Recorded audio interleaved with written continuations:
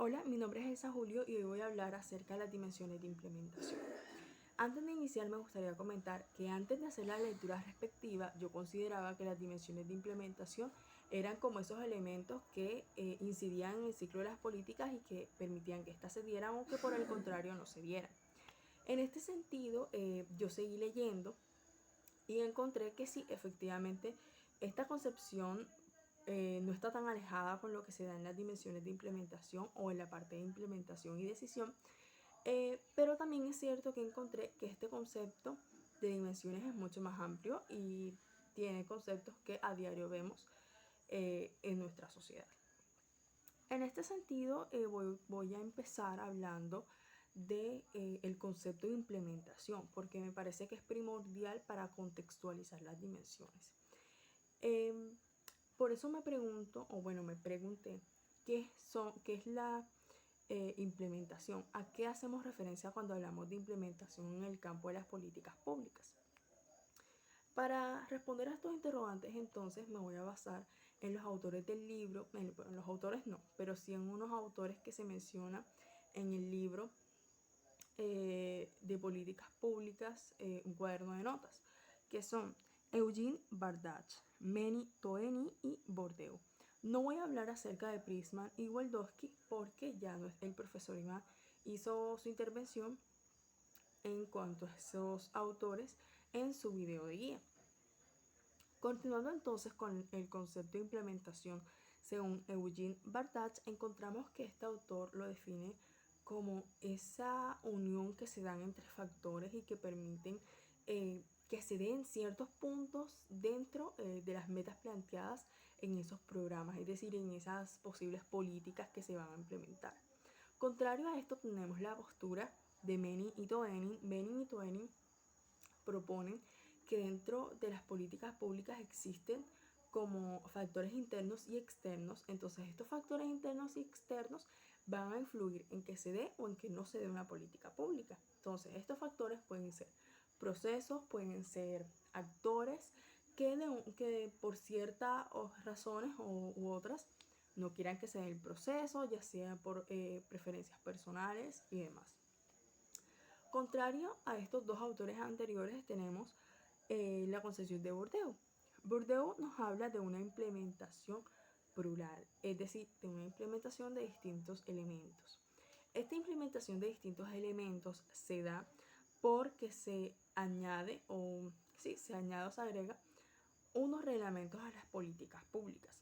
Complementando esta opinión de Bourdieu, también se plantea un concepto muy importante y que me llama mucho la atención, y es la conexión causal cristalizada. Esta conexión causal cristalizada es ese momento en donde una política pública puede sufrir una especie de incumplimiento dentro pues, de su estructura.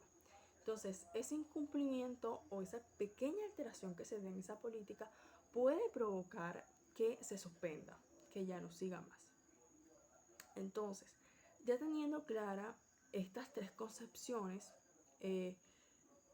vale destacar que dependiendo pues del autor, la concepción va a ser distinta. En este caso yo considero que estas tres concepciones planteadas sí se evidencian dentro del campo de las políticas públicas, es decir, aunque sean autores ya de hace cierto tiempo, considero que si, por ejemplo, nosotros planteamos una posible problemática enfocada a la educación o incluso a la niñez o a la adolescencia y queremos que dicha problemática se convierta en una política pública, en ese proceso de construcción de la agenda, de construcción del ciclo de la política pública, pueden existir eventos, así como los plantea Eugene Bardach, de la unión de elementos que contribuyan a que se dé eficientemente la política pública o ese proceso, ¿no?, de construcción de la política. Y esos elementos de unión que plantea Bourdieu pueden ser incluso los que plantea Meni y Today respecto a la contribución de la formulación de la política. Así como también puede existir un hecho contrario, es decir, que esos elementos de unión que plantea Badacht no sean para contribuir a la política, sino para que la política definitivamente no se dé. De igual manera, también puede suceder la opinión de Bourdieu de que exista como una especie de interrupción en la política y que eso haga que ésta se estanque o que ésta no concluya su creación. Teniendo entonces esto como base, hablamos de las dimensiones de implementación. Encontramos, según el libro de políticas públicas, dos dimensiones. Y también, de acuerdo a un libro de Jaime Dufour, Alessandro y Amaya, también encontramos dos dimensiones que son la administrativa y la política. Desde el punto de vista de Jaime Dufour, Alessandro y Amaya, encontramos una historia muy chévere, se puede decir, de la concepción de la dimensión administrativa y la dimensión política, que son las dos dimensiones de las que vamos a hablar, y que actúan un poco en contraposición de lo que se ve planteado en la parte del libro de políticas públicas, aunque también se puede percibir como una especie de complemento de un documento a otro. En la parte de Jaime y los demás autores, encontramos que la administración es vista como el espacio de aplicación de la política, mientras que la parte o la dimensión política es vista como la parte de decisión dentro del campo pues, de las políticas públicas. Esta dicotomía que existía entre estas dos dimensiones formuló la creación de dos supuestos importantes, ¿no? Dentro de estas dimensiones. El primero de estos supuestos planteaba una administración profesional, pero que estaba subordinada al poder político. Y el segundo supuesto planteaba que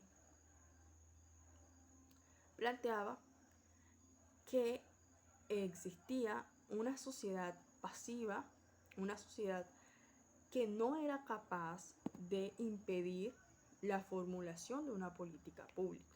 Ahora, si tomamos esta referencia de antes, ¿no? De estas dos dimensiones, nos podemos dar cuenta que actualmente, y bueno, es algo que también marca mucho el documento, estos conceptos han evolucionado a tal punto de que estos dos supuestos, en especial el segundo, ha tenido variaciones. Por ejemplo, actualmente los distintos grupos sociales tienen, o bueno, la sociedad en general, tiene representantes o personas que los representan en distintos cargos. Entonces, por medio de estos representantes, ya sean sindicatos u otros entes, el ciudadano tiene la posibilidad de participar en la creación de políticas públicas, ser parte de ellas, ser parte de la implementación de las políticas públicas e incluso puede ser parte de la propuesta de la política pública. Siguiendo este mismo sentido, se plasmó pues entonces que una de las cosas por las que fracasaba en ese entonces, estamos hablando años 70 más o menos, que fracasaban las políticas públicas, no era por el aspecto de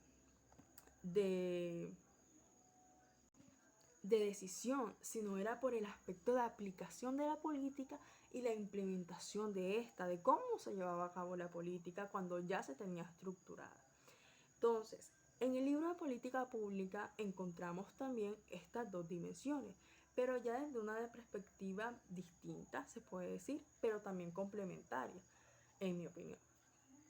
Porque la administración se ve como una especie de implementación ya no desde el punto de campo de aplicación, sino de la parte de implementación de la política, y utiliza una serie de estrategias primordiales para que éstas tengan un óptimo desarrollo. Entonces se utilizan aspectos como la planeación, la regulación, la organización del tiempo, de la disposición,